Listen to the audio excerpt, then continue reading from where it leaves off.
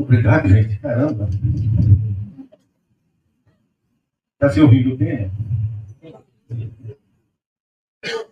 Gente, primeiro queria parabenizar aí o Zé Vital. Eu fico impressionado com a capacidade de trabalho, de rodar, de resolver desde problemas técnicos aqui, até convocar gente, comunicar. Nem tudo é na inteligência artificial, né? A gente também fala que a gente precisa enfrentar a idiotice natural, sabe? Parte do nosso mundo, né? Tem uma convergência curiosa dessas duas inteligências. Deixa eu dizer que, para mim, é uma aula, uma coisa bonita, eu estar por aqui. Eu trabalhei com o Banco Nordeste, outra era a gente trabalhava no nível técnico das diversas regiões, trabalhei com o pessoal do... Aliás, quando o Vital estava falando, em outra época, quando me conheceu, eu lembro que eu tenho 83 anos. Depois da época. Mas esse moleque, eu trabalhava no Jornal do Comércio do Recife, eu cobria a área rural. Até isso que virou minha cabeça em termos políticos, porque era tamanha empáfia dos ricos e tamanha miséria, quer dizer, uma contradição absolutamente desumana, né, nesse processo. Eu até hoje não entendo, sabe, como é que dá para fazer esse tipo de desumanização de uma parte da humanidade. Você sabe, todos nós temos ciência, né? Eu trago aqui, análise, enfim, mas todos nós temos valor. Aquela coisa que a gente às vezes não diz, né? Mas que impacta dentro da gente, caramba, o que a gente está fazendo?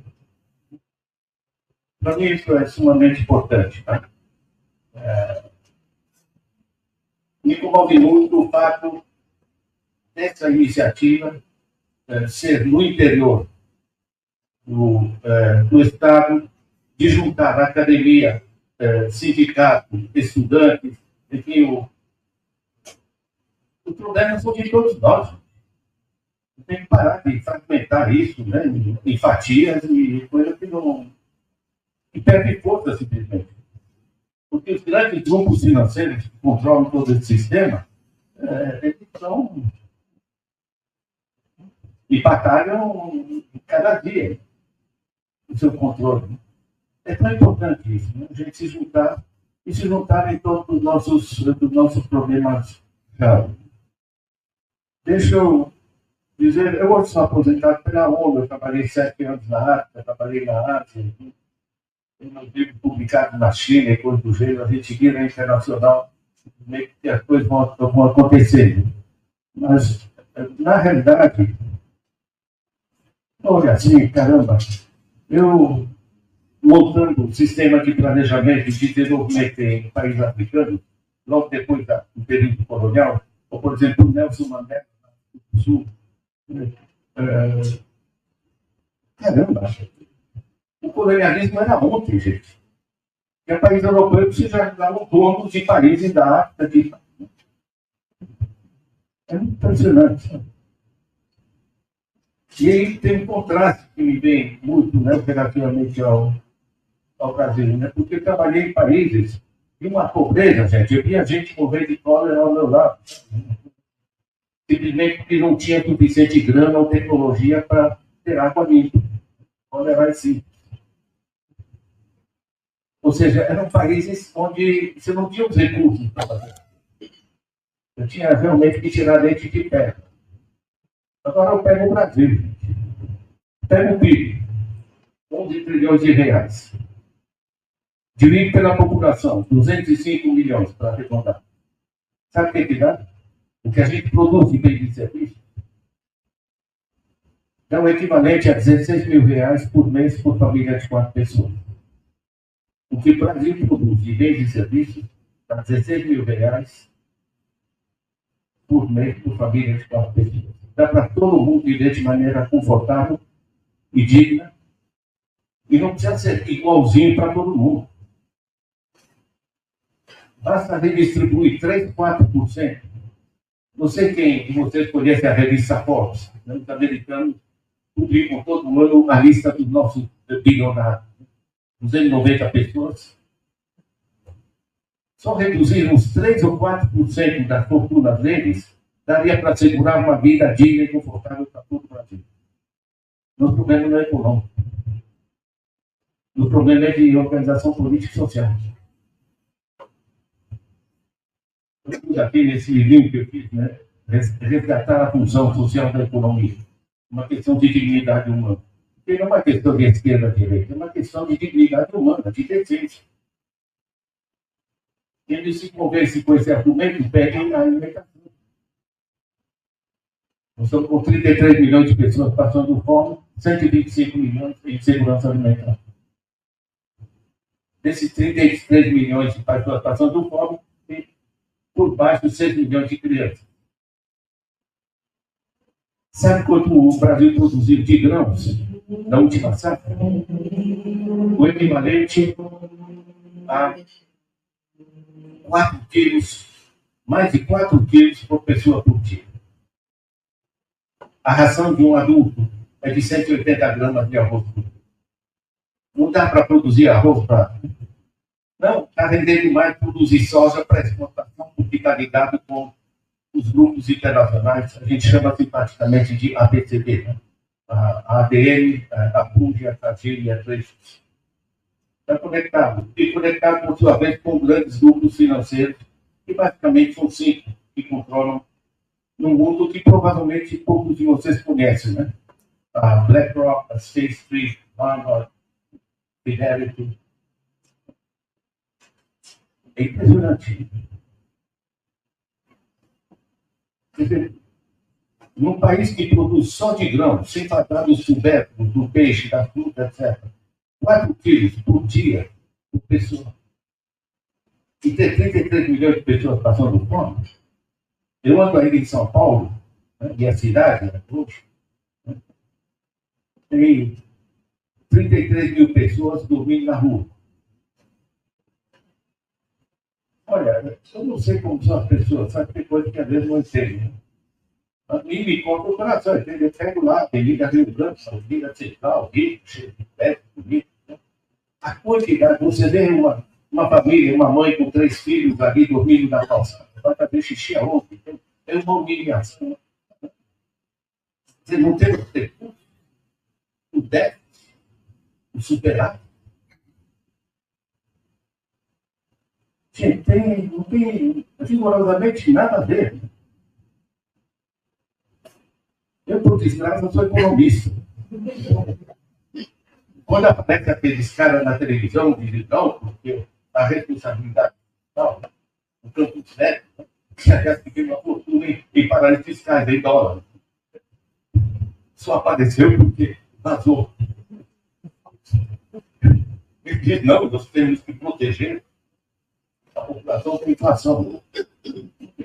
Não tem nada a ver a inflação no Brasil com manter a taxa Selic elevada. A taxa Selic elevada é simplesmente para repassar 700 bilhões de reais dos nossos impostos diretamente para fazer ali para os grupos financeiros. São os 10% mais ricos que têm títulos da dívida pública. 700 bilhões. A pessoa pensa assim, tem que ter 700 bilhões. Para 5 anos de Bolsa Família. De graça, a Bolsa não inteira. Aí eu escuto isso na TV, né? A maior parte das pessoas balança a cabeça, não entende, não localiza. Eu, como entendo, eu fico revoltado com o cinismo, né? Porque esse dinheiro podia servir, podia ser útil esse país. 82% dessa dívida pública é juros sobre juros. Não é como o Estado se endividou para fazer tudo isso. Interessante o processo. Estou fazendo isso porque, como eu disse, uma parte só a gente discutir inteligência artificial, a outra parte é para que a gente quer discutir inteligência artificial. A gente quer resgatar o uso do conhecimento e o uso do dinheiro para que seja útil para uma vida digna para todas as pessoas. Esse hoje. A gente conhece essas coisas, né? Nós temos uma coisa que hoje temos de acordo internacional, nós temos que assegurar uma sociedade que seja economicamente viável, mas também socialmente menos desigual, socialmente justa e ambientalmente sustentável, né? Se olhar Rio Grande do Sul, tantas coisas. O que a gente está fazendo? O planeta está indo para o brejo. Gente, eu não sou catarista para nada, mas eu participo de reuniões novas, reuniões internacionais, recebo toda a documentação da ONU sobre a sociedade. Ou seja, o que a gente está fazendo? Essa é a dimensão do desafio. Né? Deixa eu passar para essa parte mais da tecnologia. Né? Eu pego meu celular, eu tenho aqui talvez 5% do valor desse celular é trabalho e matéria-prima, coisa física. 95% do valor do celular, o que é?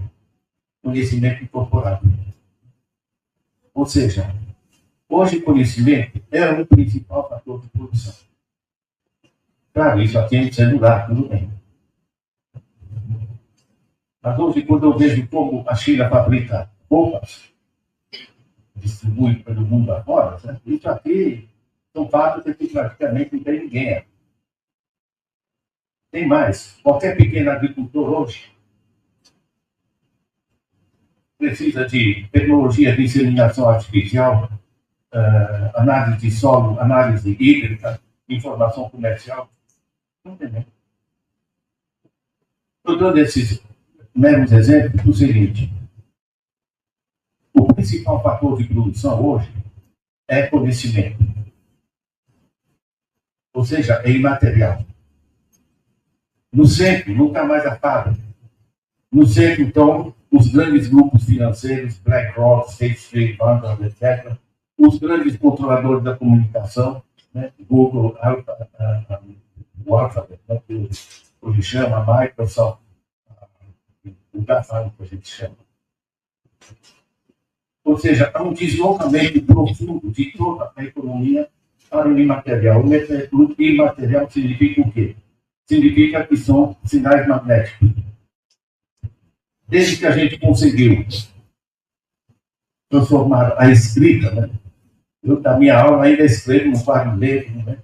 Letra A, é desenho, né? Então, no mesmo tempo dos egípcios, que faziam outro desenho. Quando se decidiu que se podia passar toda a informação humana apenas para sinais magnéticos zeros e uns, isso significa que todo conhecimento humano podia ser apresentado apenas com uma variação. Só para dar um exemplo, que as pessoas devem lembrar o que é. O que eu estou pedindo? Socorro. Né? Por dois sinais, né?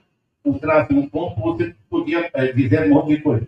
Agora, você passa isso para o nível eletrônico, as ondas eletromagnéticas, você desmaterializou o conjunto do conhecimento e o conhecimento é o principal fator de produção. E quando você desmaterializa, significa que todo o conhecimento humano, isso inclui sinfonias escritas, inclui quadro do Van Gogh, enfim, a poesia, as falas, a pesquisa, etc., tudo isso passa a ter expressão apenas em dois sinais, o 0 e 1, né, da informática. Significa que você pode ancorar o conhecimento em movimentos de nível atômico. Significa que você pode expandir o conhecimento simplesmente de maneira visualmente infinita. Eu escrevi minha tese de doutorado ainda na máquina de escrever. Eu, de repente, na página 56, Eu lembro que eu deveria ter colocado esse parágrafo lá na página 14. Você não puder, hoje a conectada, copy-paste, e pronto. Certo, rapaziada? Na época, você diz, não, eu estou mal. Não vou dizer outra coisa. É interessante.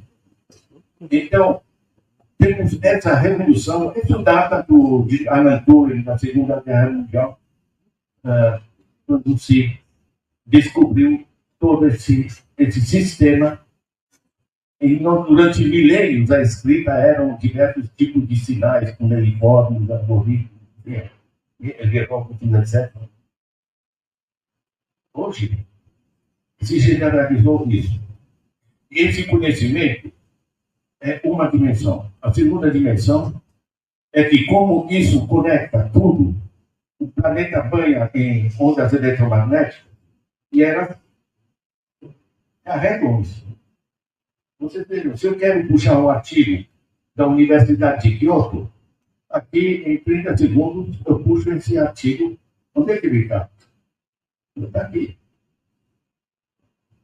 É só colocar os códigos adequados. Ele vai captar desses sinais magnéticos, ou seja, o planeta banha em conhecimento. Tem um pesquisador muito bom, que é o Tom Mallerson, né? Nós estamos numa fase em que um toque numa tecla, você tem acesso a todo o conhecimento humano. E é real isso. E é real. Eu recebi, há 2 semanas atrás, um conjunto de sistemas que estão saindo fora dos tais de copyright, patentes, etc., que são uma coisa do século passado. Eu coloquei um deles, download, encontrei aqui centenas de coisas. Depois, os outros me mandaram com 7 fontes. Alguns têm dezenas de milhões de artigos científicos. Eu modestamente tenho meu site. O Domo.org, sabe o que é meu filho? Gente, cara, sabe o que é filho? É coisa útil. Impressionante as coisas molecadas. Meu filho olhou para aquele monte de cartãozinhos, cartão de visita se chamava, né? Disse, pai, tem vergonha, bota isso no computador. Fica fazendo a pilhadinha de coisa. É interessante isso, porque intelectualmente eu sei que eu deveria fazer isso. Mas, para minha cabeça virar de que ter aquela pilha de cartão tudo organizadinho, tá? Contatos na Suíça, na França, etc. Mas, de repente, eu joguei isso no computador, onde coloco, eu quero saber economistas na Suíça depois de 95, certo? Então, faço um print, boto no bolso e viajo. Né? Ou seja, há uma mudança de compreensão da dinâmica de como se constrói o conhecimento que completa nas nossas cabeças, porque a gente é formado, né? Daí que a nova geração vem com essa força, às vezes, que a gente pergunta para os filhos como é que faz as coisas. E, muito curiosamente, muito professor pergunta para os alunos como é que faz as coisas. Tem muitos estudos sobre isso. Mas, voltando ao tema, nós temos o conhecimento que banha o planeta, 1. E 2, nós temos a capacidade de nos conectarmos uns aos outros em todo o planeta. Nós ainda temos um drama, bilhões de pessoas excluídas. Mas a inclusão digital está progredindo muito rapidamente e é fundamental. Você sabe, uma universidade pode se tornar, por exemplo, universidades públicas do Brasil permanentes passarem a trabalhar em rede de compartilhamento de conhecimento. Caramba, gente, nós somos conectados. Isso é outra revolução absolutamente radical. A gente tinha telefone. Eu recebi uma mensagem, que um comentário que eu fiz ali, sobre mensagem que eu recebi, eu mencionei em telegrama.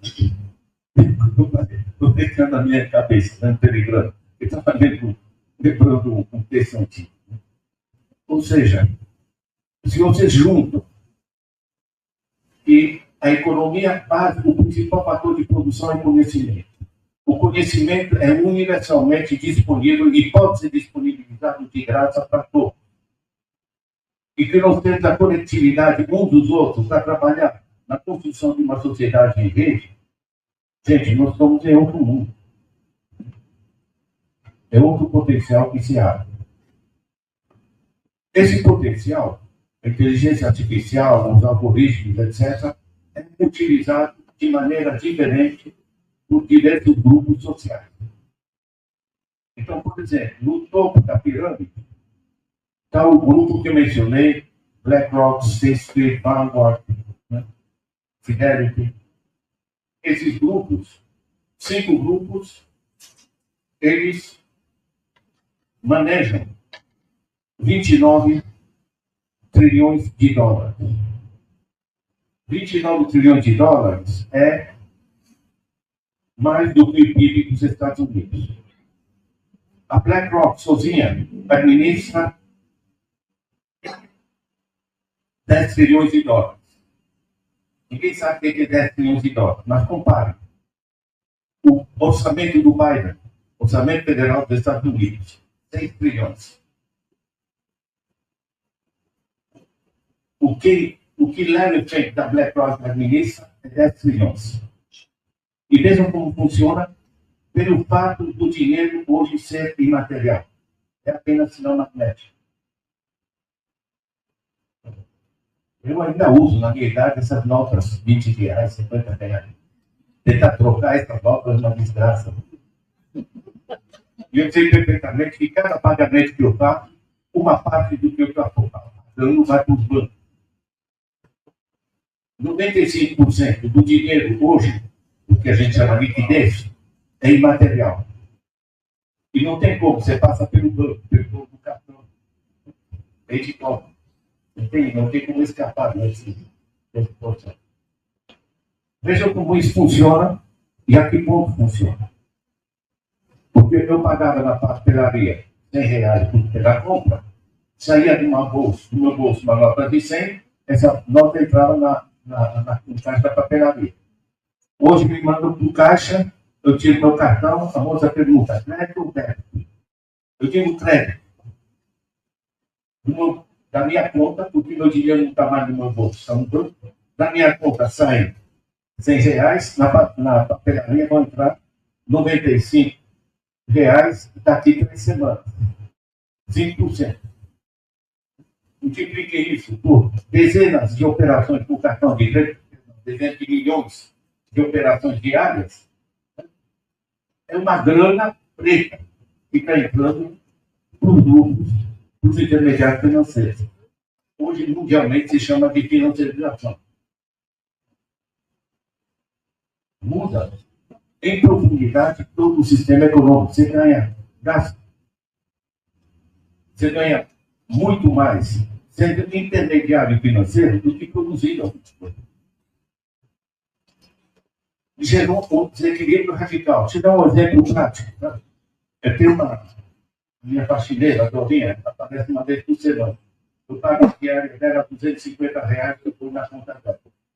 Ela tem problema de saúde, entrou na Notre Dame. A Notre Dame não entende nada de saúde, ela contrata sistema de saúde. Um grupo financeiro de sistema de saúde. Eu, por curiosidade, entrei na Notre Dame e verificar quem controla a Notre Dame. Quem eu encontro? A BlackRock. Está entendendo? O dinheiro imaterial, eu passo os 250 reais para a conta da Dorinha, em frações de segundo, o que se passa para uma parte para Notre Dame, que fica uma parte e, por sua vez, passa para os acionistas internacionais. É um treino do sistema. Gente, eu tenho aqui no meu celular a lista com os diversos grupos de que não tem uma coisa que vocês façam se vocês não tenham contribuído diariamente com esses grupos. Vocês lembram como antigamente se fazia transferências ilegais de dinheiro que se levava na mala, né? Ou na cueca. Hoje, gente, você vai encontrar uma pessoa amiga no BTG Pactual que tem mais de 30 filiais em paraísos fiscais. Os paraísos fiscais são equivalentes mais ou menos a 28% do PIB brasileiro. E está aí o nosso presidente do Banco Central, um do outro, né, que estava mencionando. Ou seja, tem uma das dimensões da inteligência artificial que é muito burra nesse negócio. É burra para nós, inteligente para quem controla. Ou seja, o problema não é a inteligência artificial. O problema é quem a controla e com que fiz. Porque ela entra na mão de quem tem muita grana, quem contrata os técnicos e quem monta um sistema. E montou um sistema brutalmente concentrado. E são 5 empresas que eu menciono aqui, que afinizam mais dinheiro do que o PIB norte-americano. Né?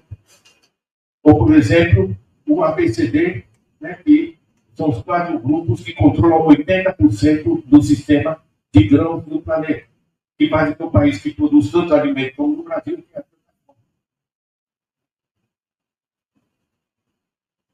Ou os GAFA, enfim, Alphabet, Facebook, etc. Interessante isso, né? Não sei se você viu a fortuna do Facebook, uma fortuna absolutamente gigantesca. Mas gigantesca mesmo. Maior do que o PIB de muitos países. Como é que você decifra de onde vem o dinheiro? Vocês pagam para acessar o Facebook? Não. De onde vem essa imensidão de dinheiro? 98% dessas fortunas da Facebook é publicidade. A publicidade, eles dizem que Facebook é gratuito. Mas todas as empresas que contratam a publicidade, como a Facebook atinge 4 bilhões, né? Isso é muito caro. Todas as empresas que fazem publicidade no Facebook, né? Elas têm custos. Elas pagam isso. O que elas pagam com esses custos? Colocam no preço de todos os produtos. Quem paga os produtos? Todos nós. Né? Indiretamente, geraram um sistema eletrônico de dinheiro imaterial que alimenta esses gigantes. Hoje, que vocês acompanham, tem a Alphabet, o Elon Musk, e esses grupos. O problema central, portanto, não é a tecnologia. O problema central é que ela tem pouquíssima coisa. Eu tenho 5 grupos na área financeira que dominam um conjunto. Abaixo disso, você tem basicamente 5 grupos na área da comunicação. Você tem a área de comunicação, de exploração de recursos naturais, né, o ABCD, que a gente lembra, de grãos, como você tem também os grandes grupos em torno de extração de recursos naturais, né? Petróleo, ferro, etc. Por exemplo, a Vale foi privatizada. Um dos controladores importantes da Vale é a BlackRock. Quando você privatiza, você desnacionaliza, você coloca aí na mão desses grupos internacionais. Gente, eu estou desenhando aqui uma estrutura de poder que, através da inteligência artificial, mas já inicialmente de diversos tipos de algoritmos, isso avança. Porque o que está no núcleo da inteligência artificial é que quando eu faço uma pesquisa, eu posso consultar vários livros, numa biblioteca, e puxo várias fontes. A inteligência artificial, eu dou instruções para ela buscar, por exemplo, que tipo de doenças estão associadas a que alimento. Ela tem hoje acesso a trilhões de unidades de informação do planeta que eles recolhem e geram esses gigantescos bancos de dados. E não é só que ele vai ter uma massa de pesquisa, está entendendo? Quando você coloca um problema, você quer saber se uma doença está associada a determinado alimento, isso vai permitir eles pesquisaram registros de hospitais através que nenhum pesquisador humano conseguiria fazer. Isso em quantidade. Segundo, isso é uma mudança radical, é que a instrução que vai para dentro da inteligência artificial é que ele deve buscar quais são as mudanças da forma de pesquisa que melhor vão responder à intenção do pesquisador. Ou seja, você perde o controle de como a inteligência artificial está pesquisando. Ela cria a sua dinâmica interna. E aí é sempre uma surpresa. Por exemplo, muitas pesquisas surgem com imensa preconceito racial, porque simplesmente grande parte da alimentação ela bebe das fontes, né? E as fontes são muitas vezes densas. Ou seja, ao mesmo tempo, é um gigantesco poder e uma gigantesca ameaça, e ao mesmo tempo, um gigantesco potencial. E eu volto a esse ponto fundamental. Eu acho tão importante essa discussão nossa aqui. Gente, eu acompanho isso faz tempo. Agora eu estou diariamente aprendendo. Porque essas tecnologias estão evoluindo a diário.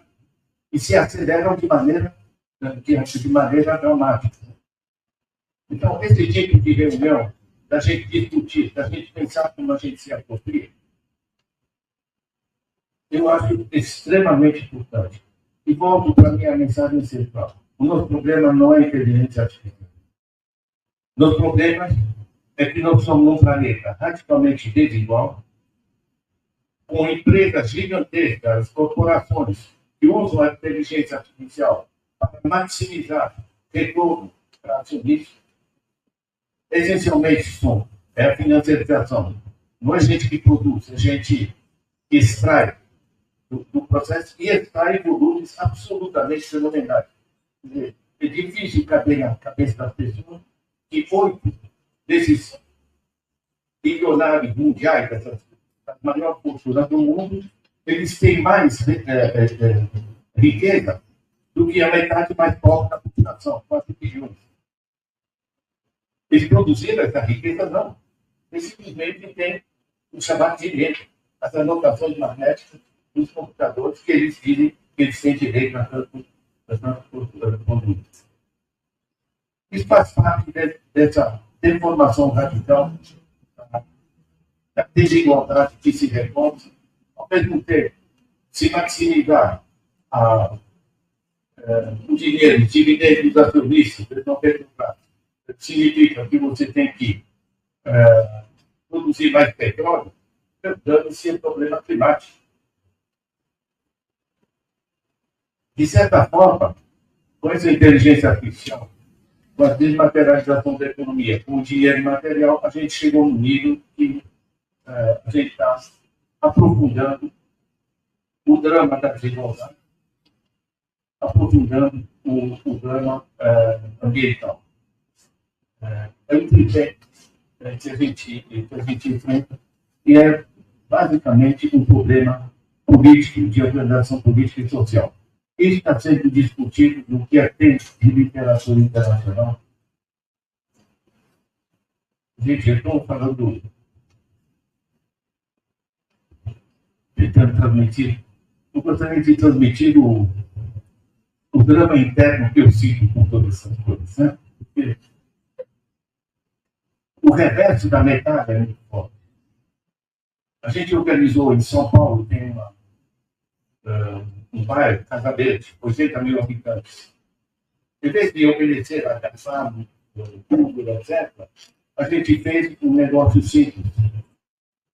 Uma plataforma colaborativa local. Juntamos empresas, escola de samba, bares, pessoas, enfim. Fizemos contato umas com as outras. É uma plataforma colaborativa local. O pessoal, em vez de ir na recolheria ou na Peganota para comprar as coisas, comprou nos bairros uns dos outros. De repente, temos uma mobilização. Nós já temos no Brasil 170 bancos comunitários de desenvolvimento. que permitem que o pessoal tenha aqui o Banco Palmas, dinheiro e material. Ou seja, toda essa mesma desgraça, esse avanço tecnológico, pode ser revertida em função da necessidade do desenvolvimento equilibrado. Nós podemos tornar o conhecimento acessível.